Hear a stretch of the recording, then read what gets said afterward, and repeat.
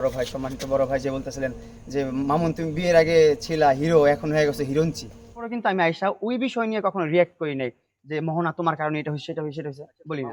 একটা মানুষ একটা মানুষকে ভালোবেসে মরতেই পারে, একটা মানুষ একটা মানুষকে ভালোবাসতেই পারে, সে স্বাভাবিক। আর একটা মেয়ে আমাকে ভালোবাসে, সে বলে যে আমাকে তার ভালোবাসতেই হবে, এটা বাধ্যতামূলক না। আমি যদি তাকাই বলি, হ্যাঁ, সামনে, একদম সামনে। হ্যাঁ, জি, বলো। এখন নিজেকে নির্দোষ প্রমাণ করতে গেলে আসলে অনেক কথা বলতে হবে। আবার আমার ওয়াইফকেও অনেক এলিগেশনস দিতে হবে নিজেকে নির্দোষ প্রমাণ করতে যখন যাবো আমি। আমি আসলে নিজেকে ওরকম নির্দোষ প্রমাণ করতে চাই না। আসলে আমিই দোষী। আমার সব দোষ। আমি অনেক খারাপ মানুষ। আমি নেশাগ্রস্ত, আমি নেশায় আসক্ত। নেশা করে ওরে নির্যাতন করছি ৪ মাস। আসলে আমি মানুষের কাছে একটা প্রশ্নই রাখতে চাই। একটা মানুষকে কিভাবে ৪ মাস নির্যাতন করতে পারে? আর কিভাবে নির্যাতিত হয় একটা মানুষ ৪ মাস? এক সাইড থেকে, ওয়ান সাইড থেকে তো কোনোভাবেই নির্যাতন হয় না একটা মানুষ। ১ দিন, ২ দিন, ৩ দিন আমি যদি খারাপ তাহলে আমার সাথে কেন সংসার করছে ও? আর আমার লাইফে তো আমি কখনো এরকম পর্যায়ে আসি নাই। এরকম যে একটা অবস্থায় এখন আমি আছি এরকম অবস্থায় কখনোই আসিনি। এর আগেও অনেক খারাপ অবস্থা আমার লাইফ দিয়ে গেছে। অনেক চাইছি উমরা করতে যেতে চাইছি, কাবা শরীফের সামনে যেতে চাইছি। এইজন্যই ওর সাথে আমার বিয়ে হইছে। ওর সাথে আমার সম্পর্ক প্রায় ১ বছর এখন যাবৎ। তো অনেকদিন রিলেশন করার পর ব্রেকআপ হইছে। ওরও অনেক ফলস আছে। যেমন ধরেন রিলেশন চলাকালীন ও আমার সাথে ব্রেকআপ করে ওর এক্সের সাথে প্যাচ আপ করে ওর সাথে রিলেশন কন্টিনিউ করছে। করছি ডিপ্রেশনে। দেন আমি অনেক খারাপ একটা পর্যায়ে চলে গেছি। অনেক বাজে একটা অবস্থায় চলে গেছিলাম।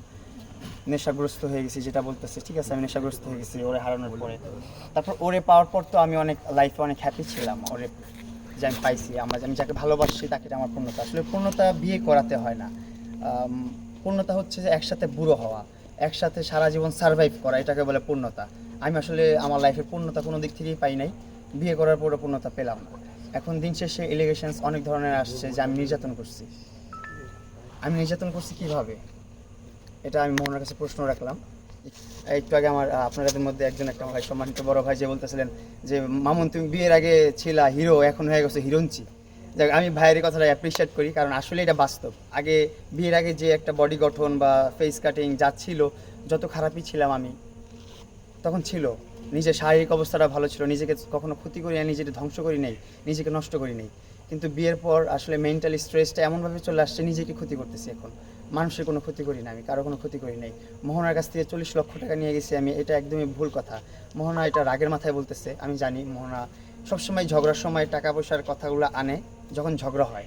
ঝগড়া শেষ হয়ে গেলে আমাকে এসে বলে যান, এগুলো আমি ঝগড়াই বলছি, রাগের মাথায় বলছি। সো এইটা নিয়ে আমি কোনো ধরনের কথা বলছি না। আমি বলি কথাটাও রাগের মাথায় বলছে। ওর কাছ থেকে কখনো টাকা পয়সা খাওয়ার চিন্তা ভাবনা, ইন্টেনশন আমার ছিল না। যদি টাকা পয়সা খাওয়ার ইন্টেনশন থাকতো তাহলে ওরা আমি বিয়ে করতাম না। ওর সাথে যত লেনদেন, ও যদি বলে আমাকে গাড়ি কিনে দিচ্ছে, আমার গাড়ি কেনার সময় সাপোর্ট করছে, সেইগুলো যদি আমি যাই তাহলে এগুলো সব বিয়ের আগের কথাবার্তা।